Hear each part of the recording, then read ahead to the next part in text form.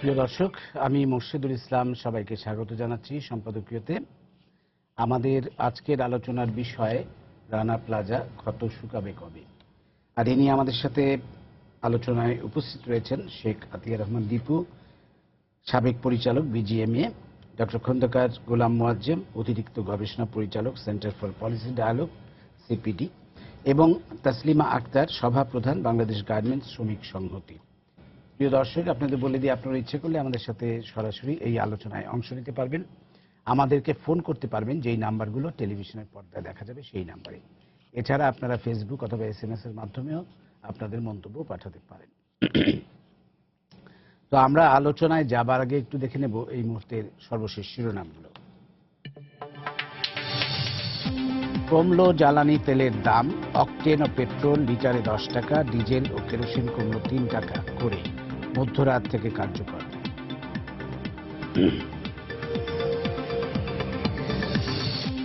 $23 দরে ধান ও 32 টাকা কেজিতে চাল কিনবে সরকার। 1 মে থেকে 31 আগস্ট পর্যন্ত সরাসরি কেনা হবে কৃষকের কাছ থেকে, ব্রিফিংয়ে খাদ্যমন্ত্রী। রাজশাহীতে শিক্ষক রেজাউল হত্যার ঘটনায় একজন আটক, বিচার দাবিতে ক্লাস বর্জন। আইএসের দায় স্বীকার, কৃতিত্ব নেওয়ার চেষ্টা মাত্র বলছে পুলিশ। জয় অপহরণ ও হত্যা চেষ্টায় জড়িত 3 জনের কথা জানিয়েছেন সাংবাদিক শফিক রেহমান, দাবি ডিবির। পাওয়া গেছে FBI এজেন্টকে টাকা দেওয়ার প্রমাণ। রাজশাহীতে চেম্বার অব কমার্সের সাবেক প্রশাসক ও আওয়ামী লীগ নেতা জিয়াউল হকের গুলিবিদ্ধ লাশ উদ্ধার, ঘটনাস্থলে মিলল 5টি বুলেট সহ পিস্তল। এবং ভোগান্তি কমাতে পাসপোর্ট চালুর প্রক্রিয়া চলছে, জানালেন প্রধানমন্ত্রী। ভিডিও কনফারেন্সে 10 জেলার নবনির্মিত আঞ্চলিক পাসপোর্ট অফিস ভবনের উদ্বোধন।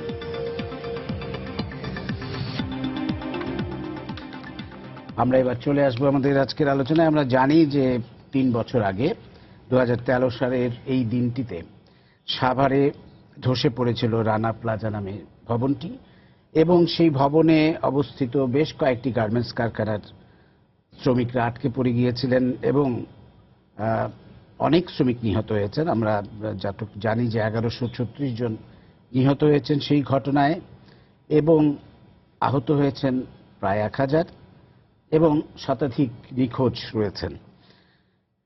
এটি বলা যায় স্মরণকালের সবচেয়ে বড় দুর্ঘটনা, ভবন ধসের ঘটনা। এবং 103টি মৃতদেহের কোনো পরিচয় শনাক্ত করা যায়নি এখনো পর্যন্ত, এবং একটি গবেষণায় দেখা গেছে যে 59% শ্রমিক এখনো দীর্ঘমেয়াদী মানসিক সমস্যায় ভুগছিলেন। এবং এর জন্য বিচার যেটা হচ্ছে, সেই বিচারটিও কিন্তু এখনো পর্যন্ত বিচারের কার্যক্রম শুরু হয়নি। চার্জশিট দেওয়া হয়েছে কিন্তু বিচারের কার্যক্রম শুরু হয়নি, এবং অনেকেই জামিনে আছেন। এটাও দুঃখজনক ঘটনা। এই সব মিলিয়ে আমরা একটু কথা বলবো আজকে। প্রথমেই আতিয়ার রহমান দীপু, আপনার কাছে আসি। বিজিএম-এর একজন সাবেক নেতা হিসেবে, এবং তখনই আপনি ছিলেন বিজিএম-এর পরিচালক। কি বলবেন, বিজিএমএ ঘটনাটিকে কিভাবে ট্যাকেল করেছে, আমি সেটা জানতে চাই। ধন্যবাদ আপনাকে। আসলে সুন্দর, কঠিন প্রশ্ন করেছেন। আমি প্রথমেই শ্রদ্ধার সাথে স্মরণ করছি যারা রানা প্লাজায় নিহত হয়েছেন, আহত, এখনো মৃত্যুর সাথে অনেকে পাঞ্জা লড়ছেন। জীবনের শেষ সময়টুকু তারা দেখে এসেছেন। প্রত্যেকের আত্মার মাগফিরাত করছি যারা নিহত হয়েছেন, এবং যারা জীবিত আছেন তাদের আশু রোগ মুক্তি কামনা করছি। একটা জিনিস, রানা প্লাজা আজকের এই দিনটা আমাদের স্মরণ করিয়ে দেয় এদেশের পোশাক শিল্প সহ সমস্ত শিল্প প্রতিষ্ঠানের শ্রমিক ভাই বোনরা কত অসহায় ছিলেন। এটা শুধু গার্মেন্টস শিল্পের কথাই নয়। আর আপনি জানেন বিজিএমইর ভূমিকা অত্যন্ত কঠিনভাবে আমরা ওই সময়টুকু পালন করেছিলাম। আর এই জিনিসটা আমাদের যতটুকুই সম্ভব হয়েছে, আমাদের মাননীয় প্রধানমন্ত্রী রাষ্ট্রনায়ক শেখ হাসিনার সঠিক নেতৃত্ব এবং সময়োচিত সিদ্ধান্তগুলো আমরা পুঙ্খানুপুঙ্খরূপে পালন করেছিলাম। সাথে সহযোগিতা করেছিলেন বাংলাদেশ সেনাবাহিনী সহ সমস্ত অঙ্গ সংগঠনের, দেশের সাধারণ মানুষ, ডাক্তার, চিকিৎসক, সাংবাদিক, যারাই ওই সময় ছিলেন এই কাজটি করার জন্য সহযোগিতা করেছেন সবাই। বিজিএমই আসলে এখানে বড় ভূমিকা রেখেছে, এটা সত্য। কিন্তু আমরা চেষ্টা করেও যথাসময়ে আমরা এটা করতে পারি না, এটা ছিল আমাদের ব্যর্থতা। আরো দ্রুত করার দরকার ছিল। হ্যাঁ, এরকম একটা ইনসিডেন্ট শুধু এই দেশেই নয়, এত বড় একটা ইনসিডেন্ট আমরা ধরবো, এটা বিশাল একটা ক্যাজুয়ালিটি। আপনি দেখেন সারা ওয়ার্ল্ডে এরকম ক্যাজুয়ালিটি কিন্তু অনেক হয়েছে, খোদ আমেরিকাতেও হয়েছে। এরকম ফ্যাক্টরির ভিতরে আগুন লেগেছে, এটা আপনারা জানেন, আমরা নিজেরা দেখেছি। সো একটা দুর্ঘটনা মানুষকে শিক্ষা দিতে পারে, আমাদের ফিরিয়ে আনছে নতুন জগতে, শিক্ষা দিয়েছে আমাদের কিভাবে পাত বাড়াতে হবে, কিভাবে এই শিল্পকে সঠিকভাবে আমরা রূপান্তরিত করতে পারি, এটাও শিখিয়েছে। যেমনটা আমাদের ভবিষ্যৎ দিগন্তকে উন্মোচন করে দিয়েছে, তেমনটা আমাদের বেদনা, আহত দিনগুলার কথা আমাদের স্মরণ করতে হচ্ছে। দুটো জিনিস মিলে আমাদের একইভাবে কাজ করতে হয়েছে বিগত দিনগুলার ইতিহাসে। ধন্যবাদ। পরে আবার আসবো আপনার কাছে ডিটেলে। ডক্টর খন্দকার মোয়াজ্জেম হোসেন, আপনার কাছে জানতে চাইব বিশেষ করে যে ক্ষতিপূরণের কথা শোনা গিয়েছিল। ক্ষতিপূরণ বলা হয়েছে যে একটা বড় অ্যামাউন্টের ক্ষতিপূরণ কিন্তু বিভিন্ন দাতা সংস্থা এবং সরকার, প্রধানমন্ত্রী ত্রাণ তহবিল সব মিলিয়ে সংগ্রহ করা গিয়েছিল, যার মধ্যে ৭৬ কোটি টাকা দেয়া হয়েছে, আমি একটা সংবাদে পড়লাম। এবং তার মধ্যে ১,২৫,০০০ টাকা থেকে ২২ লাখ টাকা পর্যন্ত এক একজন শ্রমিকের পরিবার পেয়েছে। যেটি আসলে কিভাবে কোন নীতিমালার ভিত্তিতে হয়েছে সেটাও শ্রমিকদের কাছে খুব একটা স্পষ্ট না, বা এই ক্ষতিপূরণও তো আসলে যথার্থ না। মানে একটা মানুষের হয়তো জীবনই চলে গেছে, বা সে এমনভাবে পঙ্গু হয়ে গেছে যে তার পক্ষে আর কাজ করাই সম্ভব না, সারা জীবন তাকে ওইভাবেই বয়ে বেড়াতে হবে জীবনটা। তা আপনি কি বলবেন এই ব্যাপারগুলো নিয়ে, যদি আপনি একটু বলেন। বিশেষ করে দুর্ঘটনার পরপরই বিভিন্ন পক্ষ থেকে বিভিন্নভাবে উদ্যোগগুলো নেওয়া হয়েছে, এবং একেবারে দুর্ঘটনার অব্যবহিত পরে সরকারের উদ্যোগগুলো সকলে আসলে গুরুত্বের সাথে নিয়েছে। এবং তখনই যেটি ঘোষণা হয়েছিল যে যারা নিহত হয়েছেন বা আহত হয়েছেন তাদের জন্য দীর্ঘমেয়াদে সরকার অর্থ সহায়তা দেবে, এবং সেই হিসেবে প্রধানমন্ত্রীর ত্রাণ তহবিল থেকে শুরুতে ১ লক্ষ টাকা করে যারা নিহত হয়েছিলেন তাদের পরিবারকে সে সময় দেওয়া হয়েছিল। আহত শ্রমিকদেরও আসলে যারা অঙ্গহানি হয়েছিল তাদের ৫ লক্ষ টাকা করে সে সময় দেওয়া হয়েছিল। এবং এর বাইরে মৃত শ্রমিকদের সৎকারের জন্য, দাফন করবার জন্য ২০,০০০ টাকা করে জেলা প্রশাসন থেকে দেওয়া হয়েছে। বিজিএমইএ থেকে যে জিনিসটি হয়েছিল শুরুতে, যে ইন্স্যুরেন্সের যে দাবির টাকাগুলো, সেই দাবির টাকাগুলো একত্রিত করে প্রধানমন্ত্রীর ত্রাণ তহবিল থেকে সে সময় দেওয়া হয়েছিল। এবং বিজিএমইএ পরবর্তীতে কিছুটা দীর্ঘসূত্রিতা থাকলেও তারা শ্রমিকদের যে পাওনা টাকাগুলো সেগুলো তারা আসলে মিটিয়েছিল। কিন্তু এই টাকার সামগ্রিকভাবে এই টাকার পরবর্তীতে বড় একটি টাকা এসছে আসলে রানা প্লাজা ট্রাস্ট ফান্ড বলে বায়ার বা ব্র্যান্ডদের একটি উদ্যোগ। সেই সবকিছু মিলে যে টাকাটি শ্রমিকদের মধ্যে বিতরণ হয়েছে সে টাকার পরিমাণ প্রায় $৩৪ মিলিয়ন। সম্ভবত টাকার অঙ্কে এটি ২৬২ কোটি টাকা, ৭২ কোটি টাকার মতো হবে। তো এই টাকার ভিতরে প্রাইমার কিছু টাকা দিয়েছে, তাদের যে সমস্ত কারখানাগুলোতে অর্ডার নিত সেখান থেকে, বাকি টাকাটি অন্যান্য বায়াররা মিলে দিয়েছে। দেবার ক্ষেত্রে তারা চেষ্টা করেছিল একটা সুনির্দিষ্ট নীতিমালা বা কাঠামোর ভিতরে এটি দেয়া, এবং সেটির জন্য আন্তর্জাতিক বিশেষজ্ঞ দিয়ে তারা একটি কাঠামো তৈরি করে যারা নিহত এবং যারা আহত হয়েছে তাদের আহতের মাত্রা বিবেচনা করে অন্তত 10% পর্যন্ত আহত হয়েছে এই ধরনের শ্রমিক থেকে শুরু করে মৃত পর্যন্ত তাদের দীর্ঘমেয়াদে যার যেরকম প্রয়োজন সেটি দেওয়া হয়েছে। কিন্তু হিসেবটি করবার ক্ষেত্রে যেটি হয়েছে, যেহেতু এটি একটু জটিল প্রক্রিয়া, অনেকের কাছে মনে হয়েছে যে কেউ ৪৫,০০০ টাকা পাচ্ছেন আর কেউ হয়তো ৭ লক্ষ টাকা পাচ্ছেন, হয়তো একই পজিশনে কাজ করেছে, এই ভিন্নতাটা কেন এরকম। আবার কারো কারো কাছে এটাও দৃষ্টি হয়েছে আমি তো কিছু পেলাম না, হয়তো এই কথাটিও ঠিক। কিন্তু এই পুরো জিনিসটি আর একটু হয়তো স্বচ্ছভাবে যদি সহজভাবে জানানো যেত তাহলে হয়তো শ্রমিকদের মধ্যে এই যে এখনো যে কিছুটা ধোঁয়াশা রয়ে গেছে আমি পাইনি, কেন পাইনি সেটি। তবে এক্ষেত্রে কিছুটা আমি বলবো যে পরবর্তীতে প্রথম বছর বা দ্বিতীয় বছরে সিপিডি থেকেও আমরা বলেছি, অন্যরাও বলেছেন, যেটি হলো যে হিসেবের মাপকাঠিতে হয়তো কিছুটা হলেও ঘাটতি ছিল। যেমন শ্রমিকদের অসুস্থতার মাত্রাটি যেভাবে মাপা হয়েছে তাতে আমাদের মনে হয়েছে যে সেটির ভিত্তিতে যে টাকা দেওয়া হয়েছে সে টাকাটি হয়তো অপ্রতুল। এমনকি এখনো এসে 3 বছর পরে এসেও আমরা যে সমস্ত শ্রমিকদের দেখছি যারা আহত হননি, যারা বাহ্যিকভাবে কিন্তু শারীরিক বা মানসিকভাবে তাদের, যেন আপনি বলেন 59% অ্যাকশন এইড, সম্ভবত এটি একটি রিসার্চ, সেটির ভিত্তিতে তারা কিন্তু যেহেতু বাহ্যিক আহত তারা হননি, অর্থাৎ যারা 10% পর্যন্ত আহত হননি বলে তারা কিন্তু বড় কোনো সহায়তাও পাননি। ফলে তারা একদিকে কাজে যেতে পারছেন না, দীর্ঘক্ষণ কোনো জায়গায় কাজ করতে পারেন না, উপরন্তু তাদের অন্য কোনো সহায়ও নেই।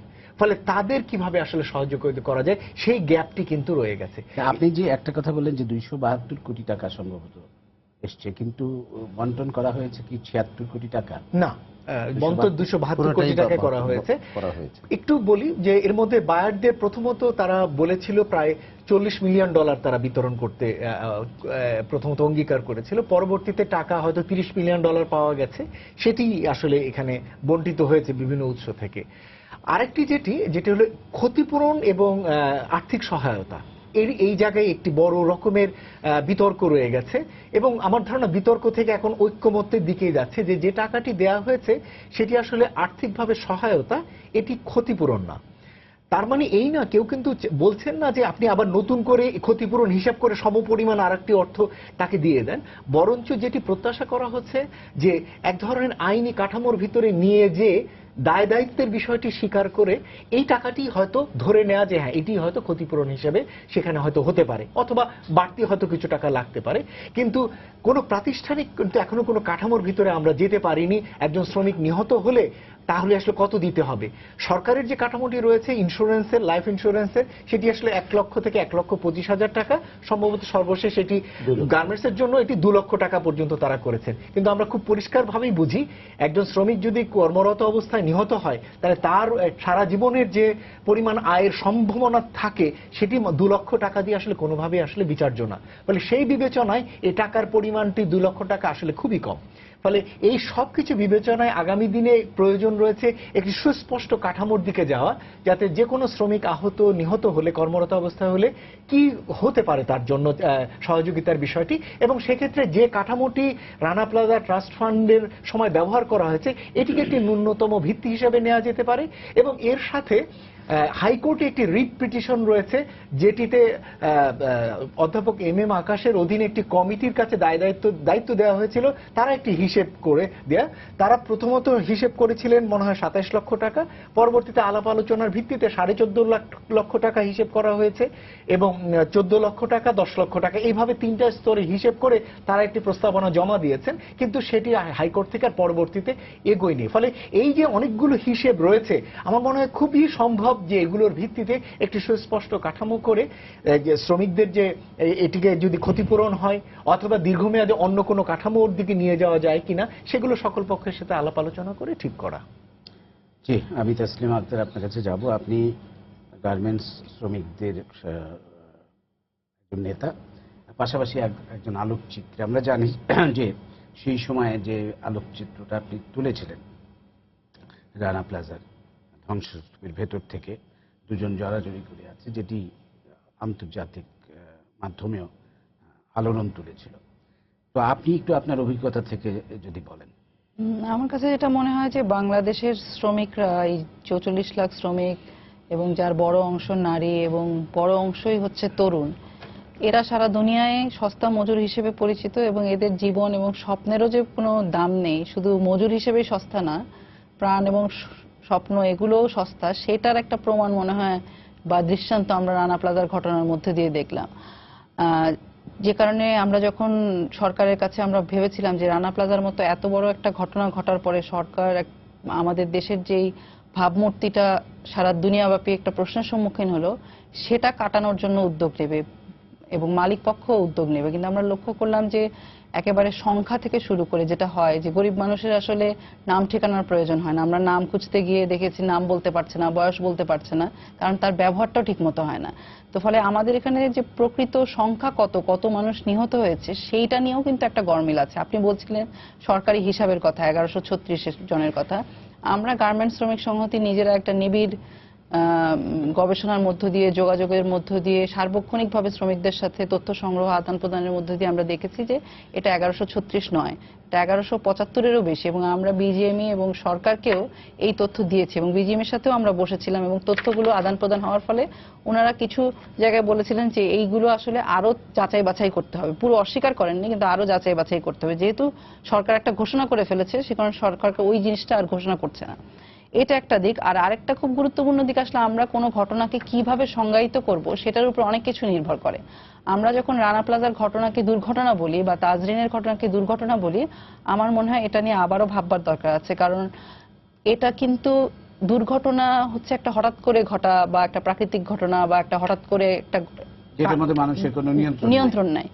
আর যেইখানে আমরা দেখলাম যে আগে থেকেই ফাটলটা হয়েছে এবং সেইখানে কিন্তু গাফিলতি এবং অমনোযোগ, সেটা মালিক পক্ষের, মালিকের, ভবন মালিকের এবং সরকারেরও, অবশ্যই সরকারি পরিদর্শক কমিটির প্রত্যেকেরই এখানে ভূমিকা আছে। তাহলে যখনই এটা দুর্ঘটনা বলছি তখনই আসলে সরকার এবং মালিকের যে দায়, এই দায়টাকে আমরাও তাদের সুরেই পাশ কাটাতে চাচ্ছি কিনা সেটা একটা খুব গুরুত্বপূর্ণ ব্যাপার। এবং আমরা মনে করি যে এটা একটা গাফিলতি ছিল, সে কারণে এটাকে কেবল দুর্ঘটনা বললে হবে না, আমরা বলছি এটাকে একটা শ্রমিক হত্যার জায়গায় আমরা বলতে চাচ্ছি।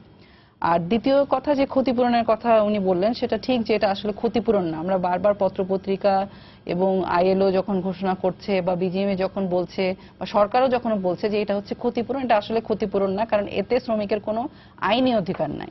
রানা প্লাজার শ্রমিকরা বায়ারদের কাছ থেকে, ইন্টারন্যাশনাল ব্র্যান্ডদের কাছ থেকে চাপ দেওয়ার ফলে তাদের কাছ থেকে যেই আর্থিক সহায়তাটা পেয়েছে, সেটা কিন্তু অন্য কোনো কারখানার কোনো শ্রমিকের বেলায় প্রযোজ্য হবে না।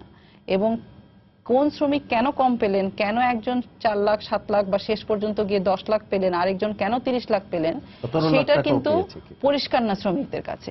এই দুইটা খুব গুরুত্বপূর্ণ বিষয়। যদি আমরা চাই যে ক্ষতিপূরণটা আইনি অধিকার হিসেবে প্রতিষ্ঠিত হবে, তাহলে তখনই কিন্তু অন্য কোনো কারখানায় এ ধরনের ঘটনা ঘটলে একই রকম জিনিস পাবে। আরেকটা ব্যাপার হচ্ছে যে এখানে কিন্তু দোষীদের ক্ষেত্রেও রানা প্লাজার যে ঘটনাটা ঘটলো, আজকে প্রায় 3 বছর হয়ে গেছে। দোষী কারা? আমরা একভাবে বলছি যে এখানে মালিক দোষী, ভবন মালিক দোষী, একই সাথে সরকারি কর্মকর্তারা যারা এই ঘটনার সাথে কোনো না কোনো ভাবে যুক্ত ছিলেন। পরিদর্শক কমিটি কিন্তু আগে থেকেই জানতেন এখানে ফাটল হয়েছে। সেই জায়গা বা এখানে প্রকৌশলীরা যারা এখানে ভবনটাকে নির্মাণের যে অনুমতি সেটা দিয়েছিলেন, সেই জায়গাগুলো কিন্তু আমাদের একেবারেই উপেক্ষিত হয়েছে। সরকারি কর্মকর্তাদের যেভাবে আইনের আওতায় আনা দরকার ছিল সেটা হয় নাই এবং এখন পর্যন্ত বিচার প্রক্রিয়া ত্বরান্বিত না হওয়ার কারণে এই ধরনের ঘটনা বারবার ঘটার সুযোগ তৈরি হবে। সে কারণে আমাদের মধ্যে আসলে প্রশ্ন তৈরি হয়, সরকার যত বলেন যে আসলে তারা শ্রমিক বান্ধব বা মালিক পক্ষরাও বলতে চাচ্ছেন যে এই শিল্পকে বিকশিত করার জন্য ওনারাও আগ্রহী, তাহলে এই আগ্রহের জায়গাটা কিন্তু আমরা দেখি না। কারণ শ্রমিকের নিরাপত্তা যদি নিশ্চিত না করা হয় তাহলে এই উৎপাদনও বৃদ্ধি পাবে না। এবং মালিক যখন একটা কারখানার এরকম এত বড় একটা ঘটনা, এটা কিন্তু একটা মানুষের প্রাণও আমাদের জন্য অনেক বড় ব্যাপার। এখানে হাজারো শ্রমিকের প্রাণ হারালো, হাজারো তরুণের প্রাণ হারালো, তারপরও কিন্তু এখন পর্যন্ত বিচার প্রক্রিয়াটা ঝুলে আছে। তার ফলে কি হবে, অন্য কারখানার যারা মালিক আছেন তারা কিন্তু সতর্ক হবেন না এবং সরকারি কর্মকর্তারাও মনে করবেন যে আমরা যা খুশি তাই করতে পারি, আমাদের কোনো কিছুই করার নেই। ফলে আমাদের জন্য কিন্তু আপনি যেটা বললেন যে ক্ষত শুকাবে কবে, ক্ষত কখনোই শুকাবে না, কিন্তু একটা স্বস্তির জায়গায় যে আমাদের শ্রমিকরা নিশ্চিন্তে অন্তত কাজ করতে যেতে পারবেন। 200 টাকা বা 300 টাকা হাজিরা বোনাসের টেনশনে বা বাড়ি ভাড়ার যে বকেয়াটা থাকে, তাদের দোকানে বকেয়া থাকে, সেগুলোর টেনশনে সে একটা ঝুঁকিপূর্ণ জায়গায় প্রাণের ঝুঁকি নিয়ে কিন্তু কাজ করতে যাবে না। ফলে এই জায়গাগুলো আমরা আশা করেছিলাম যে রানা প্লাজার মতো ঘটনা আমাদেরকে থামতে শেখাবে। বিজিএমের পক্ষ থেকে আমি অনেকবার বলতে শুনেছি যে ওনারা শিখছেন, ওনারা নতুন জেনারেশন, কিন্তু এত বড় ক্ষয়ক্ষতির মধ্যে দিয়ে তো আমরা কাউকে চাই না যে কেউ শিখুক। ধন্যবাদ। তিরমানদীপ, আপনার কাছে আসবো। ওনার প্রাসঙ্গিক কথা আপনি বলতে পারেন। আমি একটা যেটা বলবো যে আমাদের গার্মেন্টস শিল্পটা তো একেবারেই শ্রমিকদের ঘামে গড়ে ওঠা একটি শিল্প। এবং এই যে আপনারা গার্মেন্টস শিল্প যে আমরা বলছি যে এত রপ্তানি করছে, এত আয় করছে বিদেশি মুদ্রা, এর কিন্তু অন্যতম কারণ হচ্ছে যে আমাদের এখানে সস্তা শ্রম আছে। কিন্তু এই শ্রমিকদের, যেটা তাসলিমা বললেন যে শুধু শ্রমই না, তাদের জীবনটাও সস্তা, সেটা রানা প্লাজার ঘটনার মধ্য দিয়ে প্রমাণিত হলো। এবং তো তারা তাও কিছুটা ক্ষতিপূরণ পেয়েছেন, কিন্তু অন্যান্য কারখানায় যদি দুর্ঘটনা ঘটে, একজন শ্রমিক মারা যান, তার আপনি বললেন ক্ষতিপূরণ মাত্র 2 লাখ টাকা, যেটা আপনারা বাড়িয়েছেন ইন্স্যুরেন্স। ইন্স্যুরেন্সের যে টাকা, সেটাও কি আরো বাড়া উচিত না? সবকিছু মিলিয়ে আপনি কি বলবেন? বা এই যে দেখেন রানা প্লাজার ঘটনার পরে কিন্তু আমরা যেটা দেখছিলাম যে আমাদের গার্মেন্ট শিল্প প্রাথমিকভাবে মনে হচ্ছিল যে একটা মুখ থুবড়ে পড়বে, সেটাও হয়নি। দেখা গেছে পরের বছর প্রবৃদ্ধি হয়েছে আরো, এবং এটার কারণ হয়তো অ্যাকর্ড বা অ্যালায়েন্স যারা এসছে ইউরোপীয় এবং আমেরিকার যে টিমগুলো, তাদের যে নিবিড় পর্যবেক্ষণ এবং এখানে শ্রমের মান, শ্রমিকদের জীবনযাত্রার মান, সেফটি সিকিউরিটি বাড়ানোর ফলে হয়তো এটা হয়েছে। কিন্তু সেটি বা কতটুকু সাস্টেইন করবে, সব মিলিয়ে আপনি কি বলবেন? ধন্যবাদ আপনাকে। আমি তাসলিমার 2টা প্রশ্নের উত্তর আমি দিলে উনি জেনে খুশি হবেন। উনি জেনে খুশি হবেন যে এই সরকারের নিবিড় পর্যবেক্ষণের কারণে কিন্তু আমরা ওই সময় এতটা সফল হয়েছিলাম। যদিও আমাদের কষ্ট হয়েছে, কিন্তু সরকারের নিজস্ব মনিটরিং এর কারণে, তার সহযোগিতার কারণে আমরা এটা করেছিলাম। আপনি জেনে খুশি হবেন যে সরকার কিন্তু দোষীদের রক্ষা করার জন্য না, উপযুক্ত শাস্তি পাওয়ার জন্য সে সদা প্রস্তুত। এটার প্রমাণ করে যে ইঞ্জিনিয়ার ছিলেন এখানে রাজুকের বা সাভার পৌরসভার, সেই ইঞ্জিনিয়ার কিন্তু ইতিমধ্যেই অ্যারেস্ট হয়েছে, আপনারা জেনে খুশি হবেন। তাই সে কিন্তু এখনো জেলে। আবার অনেকে জামিনেও আছেন। না, জামিনে আছেন না, যে সরকারি কর্মকর্তা উনি জেলে আছেন, মালিকরা 2-1 জামিনে এসছেন। তার কারণ মালিকদের অন্যান্য প্রতিষ্ঠানও রয়ে গেছে যেখানে আরো 2-4-5 হাজার শ্রমিক কর্মরত আছেন। হয়তো সরকারের মাননীয় আদালত এটা বিবেচনা করেই তাদেরকে জামিন দিয়েছেন। বিচার কার্যক্রম কিন্তু চলছে। বিচার কার্যক্রম যে থেমে আছে এটা সঠিক না, আমি বলবো না। আর ভাই যে কথা বলেছেন যে $34 মিলিয়ন যে টাকাটা এসেছে, এই টাকাটা পুরোপুরি কিন্তু বিতরণ হয়েছে। কোনো কোনো শ্রমিক ভাই বোনরা, যেমন প্রাইমার $12.5 মিলিয়ন আমাদেরকে দিয়েছে। এই কারণে বিজিএমই সেটা মাননীয় প্রধানমন্ত্রীর যে ত্রাণ তহবিল আছে তার তত্ত্বাবধানে এটা আলাদা হয়ে যায়। এটা আলাদাভাবে সরকার এবং বিজিএমইর মিলে, একটা টিম মিলে, টোটাল টিমটা মিলে এই টাকাটা ডিস্ট্রিবিউট করা হয়েছে। আদার অল $18.5 মিলিয়ন এবং বিজিএমই এবং মাননীয় প্রধানমন্ত্রী মিলিয়ে $3 মিলিয়ন। এই টোটাল $24 মিলিয়ন আমরা ডিস্ট্রিবিউট করেছি। বিজিএম এর টাকা একটা বড় অংশ হচ্ছে ইন্স্যুরেন্সের টাকা, তাই তো? না, সব পুরোপুরি ইন্স্যুরেন্স না, এটা আমরা নিজেরা, মালিকরাও অনেকে কন্ট্রিবিউট করেছে এটা। এবং এটা পরিমাণটা খুবই, মানে 3120 জন শ্রমিকের মধ্যে আমরা এটা বিতরণ করেছি। শুধু তাই না, বিজিএমইর যত মেম্বাররা আছেন ওই সময়, যারা সবার জন্য এটা প্রযোজ্য ছিল না, যে শ্রমিক ভাই বোন যারা নিহত হয়েছেন তাদের সন্তানদেরকে আমরা কিন্তু প্রোভাইড করেছি। এটা আপনারা দেখেছেন, এখনো করছি। তাদের উন্নত লেখাপড়া করার চেষ্টা করছি আমরা। বিভিন্ন স্কুল কলেজে, উন্নত মানের স্কুল কলেজে পড়াশোনা করাচ্ছি এবং তাদেরকে লাইফ টাইম আমরা সাপোর্ট দিয়ে যাওয়ার জন্য চেষ্টা করেছি। আমরা চেষ্টা করেছি সকল দিক থেকেই। এখন যে জিনিসটা ঘটে গেছে 13 সালে, তার এফেক্ট কিন্তু আমাদের 2015 সাল পর্যন্ত পেতে হয়েছে।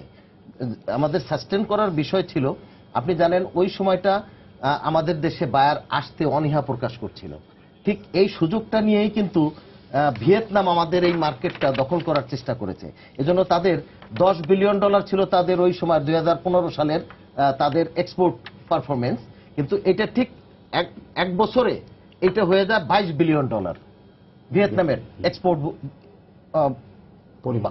পরিমাণ। তো আমাদের দেশে ওই সময়টা অর্ডারটা একদমই বায়ারটা স্টপ ছিল, যার জন্য ভিয়েতনাম এই সুযোগটা নেওয়ার চেষ্টা করেছিল। তারপরে যখন অ্যাকর্ড অ্যালায়েন্স আমাদের দেশে আসে, আইএলও সহ শ্রমিক নেতৃবৃন্দ আমাদের যারা আছেন তাদের সহযোগিতায়, আমাদের মালিকদের সহযোগিতা ছিল, আমরা চেষ্টা করেছি এই ফ্যাক্টরিগুলোকে রিমেডিয়েশন করার জন্য। আর এই রিমেডিয়েশন করা তো একদিনের কাজ না, এখন আমরা অলমোস্ট শেষের পথে।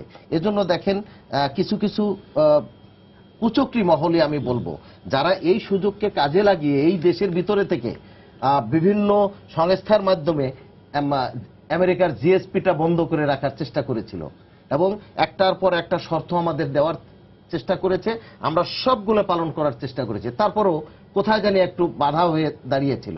কোন কোন ক্ষেত্রে বলা হয়েছিল যে অমুক ব্যক্তিকে অমুক সুবিধা দেওয়া হোক বা অমুক ব্যক্তিকে এটা দেওয়া হোক, আমি নাম বলতে অনিচ্ছুক। তো এইসব কারণেও আমাদের জিএসপির উপরে আঘাত এসেছিল। ইউরোপিয়ান ইউনিয়নও আমাদেরকে হুমকি দেওয়ার চেষ্টা করেছিল, তাদেরকে ইউনিয়নে আমাদের জিএসপি বন্ধ করে দেওয়া হবে। আসলে কোনোটাই কিন্তু সরকারের কোনো দ্বিমত ছিল না। আমরা চেষ্টা করে যাচ্ছি, পাশাপাশি সরকারও আমাদের সাথে সহযোগিতা করেছে।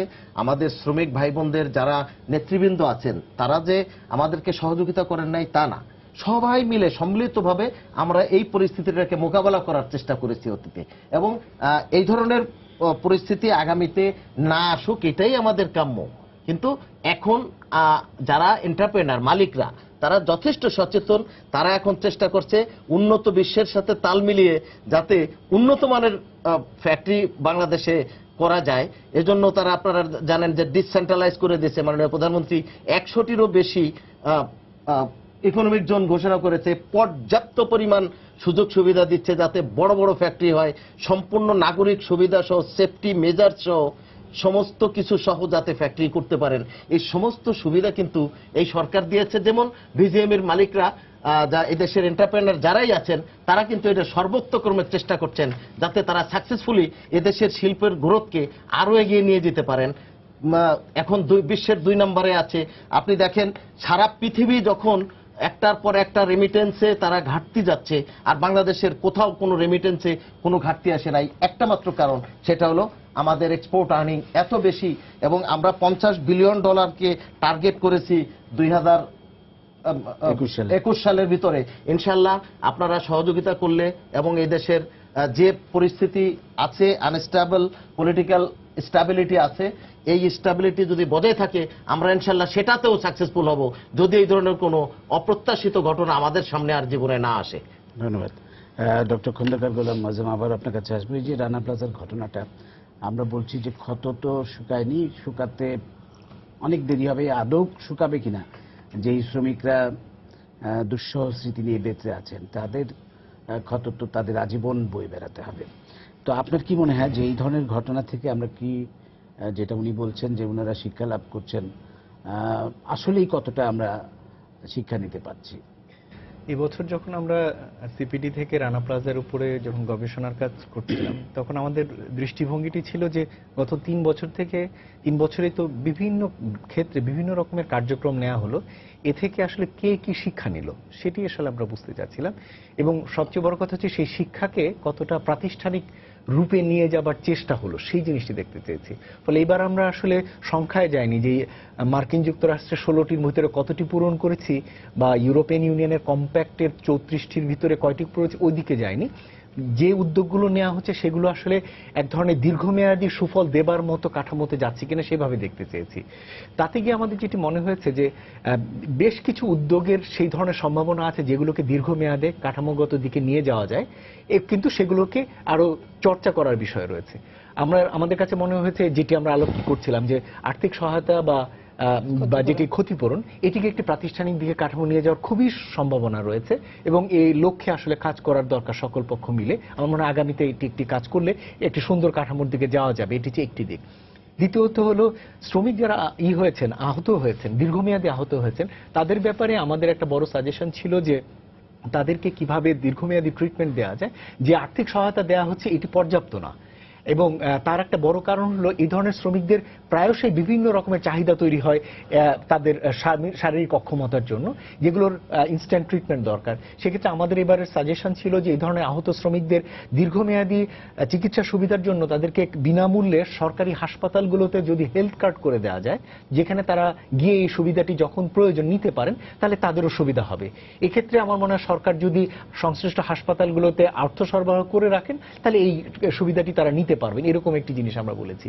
আমরা দেখেছি যে শ্রমিকদের নিয়োগের ক্ষেত্রে বেশ কিছু উদ্যোগ নেওয়া হয়েছিল। রিএমপ্লয়মেন্টের জন্য তাদেরকে ট্রেনিং দেওয়া হয়েছে, কারো যদি সিড মানি দরকার হয় তাকে টাকা দেওয়া হয়েছে, কারো যদি অন্যান্য ধরনের সুবিধা দরকার হয় তাকে সেটির ব্যবস্থা করে দেওয়া হয়েছে। আবার অনেকে গার্মেন্টসে ফিরেও গেছে, যদিও সংখ্যাটি খুব বড় না সেটি।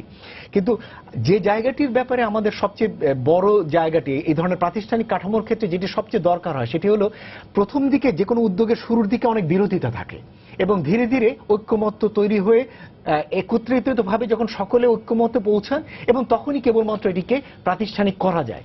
আমাদের যে জায়গাটি আশঙ্কা, এখনো যে জায়গাটি ঘাটতি দেখছি, সকল পক্ষ আসলে এখনো একমতে যেতে পারছেন না সকল বিষয়, এবং কোনো কোনো ক্ষেত্রে ভিন্ন মত আছে এবং কোনো কোনো ক্ষেত্রে উল্টো পথে যাবারও আবার প্রবণতা রয়েছে। আমরা যখন সংস্কারের কাজ করছি একদিকে বলছি, আবার তখন আবার সংস্কারের কাজকে নেতিবাচকভাবে দেখবারও আবার প্রবণতা আছে কোনো কোনো স্টেক হোল্ডারের। সেটি আসলে কিন্তু এই প্রক্রিয়াটাকেই আবার ভিন্ন খাতে না হোক অন্তত শ্রোত করে দিতে পারে। আমাদের এইটুকু মনে রাখা উচিত, আগামীতে বাংলাদেশের তৈরি পোশাক খাতে যে রপ্তানি হলে সেই সমস্ত পোশাক খাতে কখনোই এই কমপ্লায়েন্স ছাড়া কারখানা থাকা, শ্রমিকদের পর্যাপ্ত নিরাপত্তা ছাড়া কারখানা থাকা এটি সম্ভব না। কিন্তু আপনি যদি এখনকার সমস্ত হিসেব নেন তাহলে দেখতে পাচ্ছি যে এ পর্যন্ত 3672টি কারখানা পর্যবেক্ষণ হয়েছে অ্যাকর্ড, অ্যালায়েন্স এবং আইএলওর অধীনে। কিন্তু আবার ডাইফ যেটি সরকারের যে মন্ত্রণালয় বা বিভাগ, তাদের কাছে কারখানার সংখ্যা আছে 4808টি। তাহলে দাঁড়াচ্ছে যে বাকি প্রায় 1172টি কারখানার মধ্যে এখনো পর্যবেক্ষণ হয়নি।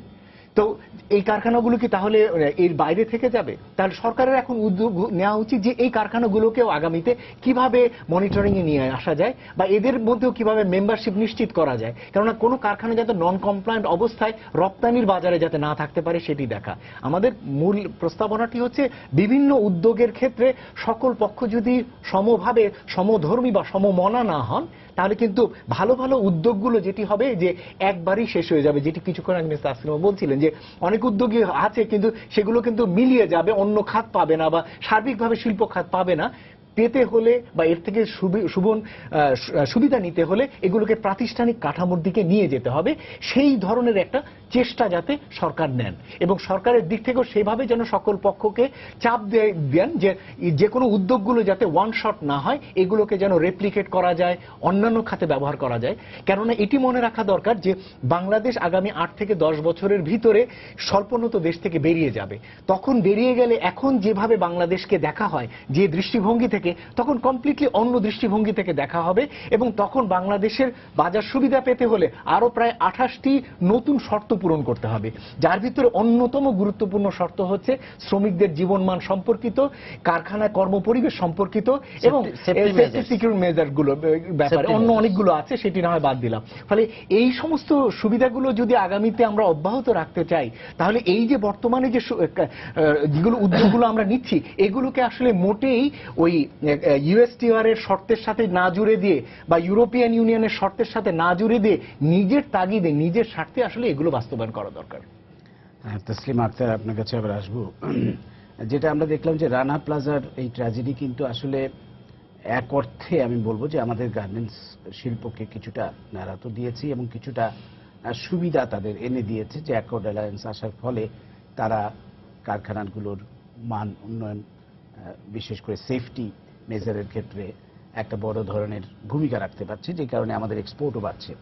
কিন্তু এটি আসলে আমাদের শ্রমিকদের জীবনমান উন্নয়নে কোনো ভূমিকা রাখতে পারছে কিনা সামগ্রিকভাবে, আপনার কি মনে হয়? আমার কাছে যেটা মনে হয় যে অ্যাকর্ড অ্যালায়েন্সের কথা আমরা বারবার হয়তো বলছি, কিন্তু আমাদের দেশের নিজস্ব যে পরিকল্পনা করা এবং সেই পরিকল্পনার জন্য একটি কমিটি তৈরি করা, সেরকম একটি কমিটি কিন্তু করা হয়েছিল ন্যাশনাল অ্যাকশন প্ল্যান নামে। এবং সেই ন্যাশনাল অ্যাকশন প্ল্যানের মধ্যে যে প্রকৌশলীরা ছিলেন, বিশেষজ্ঞরা ছিলেন, তারা আসলে কতদূর কি করেছেন এই খবর কিন্তু আমরা জানি না, যতটা অ্যাকর্ড অ্যালায়েন্সের খবর জানি। তার মানে কি আমাদের দেশের যারা বিশেষজ্ঞ দল তারা কি এই ধরনের কারখানাগুলো পর্যবেক্ষণ করা বা বাইরে থেকে যদি কাউকে এনেও সেই দলের মধ্যে অন্তর্ভুক্ত করা, সেই কাজটা করতে অপারগ? আমাদের বারবারই বিদেশিদের কাছ থেকে তাদের খবরদারিতে আমাদের কারখানা তদারকি করতে হবে, এটা আমার মধ্যে একটা প্রশ্ন। আর শ্রমিকদের জীবন মানের সাথে আসলে এই শিল্প বিকাশের সম্পর্কটাও জড়িত। শিল্প বিকাশের সাথে মালিক সরকার কিভাবে এই শিল্পকে দেখছে এবং শিল্পের যে প্রধান অংশীদার, যে প্রধান পরিচালক, সেই শ্রমিকের মজুরি, নিরাপত্তা, ট্রেড ইউনিয়ন রাইট, এই সমস্ত জিনিসগুলো যদি নিশ্চিত না হয় তাহলে কিন্তু একটা মুশকিলজনক জায়গায় আমাদেরকে পড়তে হয়, যেটা বারবারই শ্রমিকদেরকে আমরা দেখছি। এবং রানা প্লাজার ক্ষেত্রে ক্ষতিপূরণের প্রশ্নে আমি একটা কথা বলি, যেমন ক্ষতিপূরণের ধরন বা ক্ষতিপূরণের দায় কার, ক্ষতিপূরণের ধরন কিন্তু সবার একরকম না। ক্ষতিপূরণের দায়টা কার আমরা যদি স্পেসিফিক্যালি এগুলো নিয়ে চিন্তা না করি তাহলে আমরা অনেক ফাঁক রেখে রেখে আগাবো। আমরা যেমন বলছি যে মালিক দায়ী, তারপরে সরকারি কর্মকর্তারা দায়ী এবং বিদেশি বায়াররাও দায়ী, কারণ তাদেরও এখানে ভূমিকা আছে। এই তিন পক্ষর কাছ থেকে যদি আমরা বলি যে এই ক্ষতির দায়ভার তাদেরকে গ্রহণ করতে হবে, তারা টাকাটা দিবে, যেমন এর মধ্যে মালিক এবং ভবন মালিক তাদের সম্পত্তিও বাজেয়াপ্ত করা হয়েছিল, সেগুলোর কি হবে সেই প্রসঙ্গগুলো কিন্তু আসেনি। এখানে অনেক বেসরকারি সংস্থা কাজ করেছে, কিছু ভালো কাজ করেছে, হয়তো কারো পঙ্গু হয়েছে তাদের হাত লাগিয়ে দিয়েছে বা সাময়িকভাবে প্রাথমিক কিছু সহায়তা করেছে, আবার কিছু বেসরকারি সংস্থা আমরা দেখেছি দীর্ঘমেয়াদে আর্থিক সহায়তা করে যাচ্ছে। এবং আমাদের কাছে মনে হয় যে এইভাবে নানান রকম ছোটখাটো প্রশিক্ষণ বা বিদেশি ফান্ড নিয়ে এসে দীর্ঘমেয়াদে যখন বেসরকারি সংস্থা বা কোনো ব্যক্তি সহযোগিতা করতে যায় সেটা আদৌ সম্ভব কিনা। সামগ্রিকভাবে একটা সমস্যার সমাধান করার দায় দায়িত্ব কিন্তু সরকার এবং মালিক পক্ষের। ব্যক্তি বা কোনো বেসরকারি সংস্থা যখন এই ধরনের আর্থিক সহায়তা দীর্ঘমেয়াদে দিতে থাকে তখন শ্রমিকদের এক ধরনের নির্ভরশীলতা তৈরি হয়, তারা সমাধানের জায়গাগুলোকে গুলিয়ে ফেলেন, যে কারণে হয়তো আমরা দোষীদের শাস্তির প্রসঙ্গটাকে বারবারই আড়াল হয়ে যেতে দেখছি। তা সে কারণে আমার কাছে মনে হয় যে এইখানে ক্ষতিপূরণের দায় কার, ক্ষতিপূরণের আইনটা যে বদল হওয়া দরকার সেই প্রসঙ্গটা খুব জোরের সাথে সামনে আসা দরকার। আর বিজিএম এর সাবেক সভাপতি যেটা বললেন যে আসলে আমাদের জিএসপি সুবিধা চলে গেছে, আমাদের শিল্প বিকাশের ক্ষেত্রে অনেক কুচক্রীরা আছে, আমি জানি না উনি নাম বলেন নাই কারা কুচক্রী বা কারা বিদেশিদের নজরে আছেন, বা আমরা মাসোয়ারাও নেই না মালিকদের কাছ থেকে, কারা মাসোয়ারা নেয় তারাই ভালো বলতে পারবেন। কিন্তু বাংলাদেশের পোশাক শিল্পটা ৮০ দশক থেকে যেটা এখানে বিকাশমান একটা জায়গা আছে, সেটার একটা বিরাট রকম সম্ভাবনা আমরা মনে করি আমাদের এখানে আছে। এই সম্ভাবনাকে ধরে রাখার জন্য আমাদের সরকার এবং মালিক পক্ষ উভয়কেই কিন্তু অনেক বেশি শ্রমিকের জীবন মান নিয়ে চিন্তা করতে হবে। সেটা চিন্তা না করলে আজকে $20 বিলিয়ন 50-এ পৌঁছতে পারে, কিন্তু সেটা কি আসলে এই শ্রমিকরা কি টিকে থাকতে পারবে? আপনি দেখেন যে শ্রমিকরা কাজ করছে কারখানায় তাদের বয়স কিন্তু খুবই কম। একেবারে আমরা রানা প্লাজায় কাজ করতে গিয়ে আমরা বয়সটা খুঁজে সেটা বোঝার চেষ্টা করেছিলাম, 13 থেকে 30-এর বয়সের মধ্যে সবচেয়ে বেশি। এবং এরা যখন ধরেন 3 বছর 4 বছর কারখানায় কাজ করে, এই তরুণ সজীব শক্তির পুরো নিঃশেষিত একটা অবস্থায় আমরা দেখি, তাদের চেহারার মধ্যে কোনো প্রাণ নেই, প্রাণহীন একটা প্রাণীতে পরিণত হয়। তাহলে এই শিল্পকে যদি আমরা ধরে রাখতে চাই, শ্রমিকরা কিন্তু কখনোই কোনো চক্রান্ত করে না, বা যারা আসলেই শ্রমিক আন্দোলনের সত্যিকার অর্থে যারা কাজ করেন তারাও কখনো চাবেন না যে এই শিল্প ধ্বংস হোক। ফলে সেই শিল্পকে ধরে রাখার জন্যই আমার মনে হয় এখানে শ্রমিকদের যে মজুরির প্রশ্ন বা নিরাপত্তার প্রশ্ন, যেটা বারবার ঘুরে ফিরে রানা প্লাজার পরে সামনে আসছে, আমরা কাগজে কলমে অনেক অঙ্গীকার করছি, কিন্তু অঙ্গীকারগুলো বাস্তবায়িত হচ্ছে কিনা সেই বিষয়ে আমাদের দেখা দরকার। এবং আমার মনে হয় এখানে শ্রমিক আন্দোলন হতে পারছে না, মালিক পক্ষ থেকে সরকারের পক্ষ থেকে অনেক রকম চাপ আছে, যে কারণে শ্রমিকরা স্বতঃস্ফূর্তভাবে আন্দোলন করছে। ট্রেড ইউনিয়নও কিন্তু তারা যথাযথভাবে করতে পারছে না। ট্রেড ইউনিয়নও তারাই পাচ্ছে ইউনিয়নগুলো যাদের সাথে হয়তো ওই যেটা উনি বললেন যে বিদেশিদের সুনজর আছে, বা মালিক পক্ষের সাথে যাদের ভালো বোঝাপড়া আছে বা সরকারের বোঝাপড়া আছে, উনি যাদেরকে কুচক্রী বলছেন তারাই হয়তো ওনাদের কাছাকাছি আমরা বেশি দেখতে পাই। তো আমার মনে হয় যে এই জিনিসগুলো আমাদেরকে সামনে নিয়ে আসা, যে কেন শ্রমিকরা আসলে ট্রেড ইউনিয়ন করতে পারবে না। ধন্যবাদ। ধন্যবাদ আতিকুর রহমান দীপু, আপনার কাছে আসবো যে উনি যেটা বলছিলেন যে আমাদের নিজস্ব মনিটরিং ব্যবস্থা যেটা একটা গড়ে উঠেছিল সেটা ন্যাশনাল অ্যাকশন প্ল্যান, হ্যাঁ সেটা তেমন ভাবে কাজ করছে না, আমরা সবসময় বিদেশিদের উপর ডিপেন্ড করি। তো এই যে অ্যাকর্ড এবং অ্যালায়েন্স যারা এসছেন তারা তো 2018 সালের পর চলে যাবেন বাংলাদেশ ছেড়ে, তখন কি হবে? মানে আমরা কি আসলে আমাদের ভাই আপনার কথা সঠিক। আমি বলি একটা জিনিস, একটা মানুষ যখন ছোটবেলায় পড়েছি ঊর্ধ্বমুখে পথ চলিও না, তার মানে নিজে পায়ের সাথে যদি একটা পাথরের ঘাই লাগে তখন সে নিজে ব্যথা পায়, আর তখনই কিন্তু মানুষ সচেতন হয় যে আমার ঊর্ধ্বমুখে পথ চলা যাবে না। আমাদের যেমনটা পথ চলা শিখিয়েছে, এই পথ চলাকে আমাদেরকে টিকিয়ে রাখতে হবে, যে পথ কিভাবে আমরা সঠিক পথে যাব এটাকে ধরে রাখতে হবে। আমরা এখন সুসংগঠিত, আমরা এখন শ্রমিকদের বেতন সঠিকভাবে দেওয়ার জন্য প্রস্তুত। যেমন মাননীয় প্রধানমন্ত্রী দুইবার মজুরি বোর্ড গঠন করে শ্রমিকদের বেতন বাড়িয়েছেন। জোর করে প্রেসার দিয়ে বিজিএমইকে আমাদেরকে প্রেসার করা হয়েছে, আমরা সেটা মেনে নিয়েছি। শ্রমিকদের বেতন প্রতি বছর গভর্নমেন্ট যেমন স্যালারি ইনক্রিজ হচ্ছে, আমাদের ঠিক সেইভাবেই শ্রমিকদের বেতন ইনক্রিজ হচ্ছে। পাশাপাশি আপনি দেখেন আমাদের পণ্যের বাজারের দরপতনের কারণে, ইউএস বাজারের দরপতনের কারণে আমাদের প্রবৃদ্ধি যেটা হওয়ার কথা সেরকমটা নাই। আমাদের এখন যেটা একটা জরিপে আসছে আপনার 8 থেকে 10% আমাদের দরপতন হয়েছে এই এক বছরে। আর এদিকে উৎপাদন ব্যয় আমাদের বেড়ে গেছে 13 to 17%। তার কারণ উৎপাদন ব্যয় বাড়ার কারণটা হলো রিমেডিয়েশন। আমাদের যে বিভিন্ন ধরনের কাজকাম চলছে, এটাকে একটা ফ্যাক্টরিকে সুন্দর করে সাজানো হচ্ছে, তার ওয়াটার সেফটি মেজার্স, ফায়ার ডোর, নানান ধরনের জিনিস যেগুলো আমাদের ঘাটতি ছিল অতীতে। 30 বছরের ইন্ডাস্ট্রি একদিনে তো হয় না, এটা হাঁটি হাঁটি পা পা করে আস্তে আস্তে বিক্ষিপ্তভাবে ঢাকা সিটির যে কোনো জায়গায় আনাচে কানাচে ছড়ানো ছিল, এগুলো আগে বন্ধ হয়েছে। আপনার জরিপটা সঠিক। এখানে আপনার একটা জিনিস, সরকারের হিসাব মোতাবেক 1600 ইন্ডাস্ট্রি কিন্তু নামমাত্র ছিল যাদের লাইসেন্স ছিল, যেটা বিজিএমই থেকে এটা বাদ দেওয়া হয়েছে। তার কারণে আপনার এখন 3200 সামথিং 3300 ফ্যাক্টরিতে এসেছে। এটা আমাদের আরো সুসংগঠিত করতে হবে। যে জিনিসগুলা আমাদের শ্রমিকদের বিষয় বলা হয়েছে, শ্রমিকরা যেমনটা এখন সচেতন, মালিকরা তার থেকে সচেতন কম না। মালিক তার নিজের সেফটির জন্য যে কোনো ব্যবস্থায়, তার নিজে যদি একটা রুমে বসা থাকে, সে যদি নিজে বের হইতে না পারে, তার জীবনও তো চলে যাবে সেখানে। এজন্যই প্রত্যেকটা মালিক এবং শ্রমিক উভয়, শ্রমিক যেমন বিজিএমই যেমন মালিকদের এবং শ্রমিকদের দুইটাই দেখতেছে, আর একটা এন্টারপ্রেনার সেও কিন্তু শ্রমিকদের জন্য যথেষ্ট দেখার চেষ্টা করছে। এবং বেতন শুধু শ্রমিকদের সেফটি মেজার্স না, তাদের বাচ্চাদেরকে কিভাবে সুন্দরভাবে পড়ালেখা শেখানো যায়, আমার শ্রমিকদের জন্য আমি চেষ্টা করছি, এরকম আরেকজন তার জন্য চেষ্টা করছে। ইতিমধ্যেই আপনি জানেন বিজিএমইর 48টা স্কুল এখানে সারা দেশে প্রচলিত আছে, এবং 4-5টা হসপিটাল আমাদের নিজস্ব খরচে আমরা কিন্তু এগুলো পরিচালনা করে আসছি বিজিএমইর তত্ত্বাবধানে। জি, ধন্যবাদ। আমি আমাদের সময় খুবই কম। আমি ডক্টর খন্দকার গোলাম মোয়াজ্জেম আপনার কাছে আসবো। যে প্রশ্নটা আমি ওনাকে করিনি, আপনাকে করবো, সেটা হচ্ছে বিজিএমই লক্ষ্য ঘোষণা করেছে যে 2021 সালে, অর্থাৎ আমাদের স্বাধীনতার 50 বছরে $50 বিলিয়ন রপ্তানি মাত্রা নির্ধারণ করেছে। আপনি কি মনে করেন এই মাত্রা অর্জন করা সম্ভব হবে কিনা? প্রথমত হলো যে এরকম একটা লক্ষ্য থাকাটি ভালো, কেননা লক্ষ্য থাকলে কাজের সুবিধা হয়, সকলে তখন কনসেন্ট্রেট করে এগোনোর চেষ্টা করে, সেটি ভালো দিক। প্রশ্নটি কিন্তু ব্যাপারটি হলো যে বাকি যে সময় আছে সেই সময়কালে $50 বিলিয়ন অর্জন করা যাবে কিনা। যেমন এখন আমরা আছি 2016 সালে, তো 21 সাল বলতে আসলে আর 4 বছর হয়তো আছে, এবং এখন হয়তো $33 বিলিয়ন আমাদের টার্গেট রয়েছে। আরো $17 বিলিয়ন 4 বছরে অর্জন করাটি একটু আমি বলবো যে তুলনামূলকভাবে দুরূহ কাজটি।